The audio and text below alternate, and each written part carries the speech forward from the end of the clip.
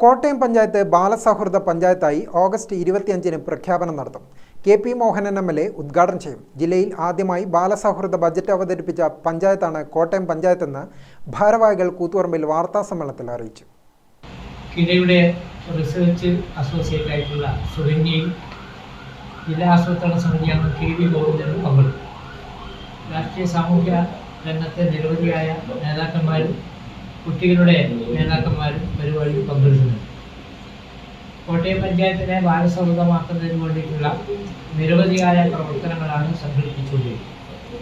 2018 ആരംഭിച്ച പ്രവർത്തനങ്ങളാണ് ഇപ്പോൾ ഒരു പ്രഖ്യാപനത്തിലേക്ക് വന്നിട്ടുള്ളത്.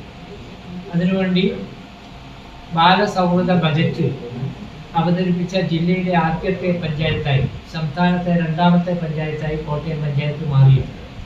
2 കോടി രൂപയുടെ കുട്ടികൾക്ക് വേണ്ടി മാത്രമുള്ള വികസന പ്രവർത്തനങ്ങളാണ് ബാലസൗഹൃദ ബജറ്റിൽ ഉൾപ്പെടുത്തിയിരിക്കുന്നത്. പഞ്ചായത്ത് ഹാളിൽ നടത്തുന്ന പരിപാടിയിൽ കുട്ടികളുടെ സമഗ്ര വികസന രേഖ ബാലഗാഥയുടെ പ്രകാശനം സംസ്ഥാന ബാലാവകാശ കമ്മീഷണർ അഡ്വക്കേറ്റ് കെ.വി. മനോജ് കുമാർ പ്രകാശനം ചെയ്യും. 2 കോടി രൂപയുടെ പദ്ധതികളാണ് ബജറ്റിൽ ഉൾപ്പെടുത്തിയത്. കുട്ടികളുടെ സമഗ്ര വികസന രേഖ പ്രസിദ്ധീകരിക്കുന്ന ജില്ലയിലെ ആദ്യ പഞ്ചായത്തായാണ് കോട്ടയം ഗ്രാമപഞ്ചായത്ത് മാറുന്നത്.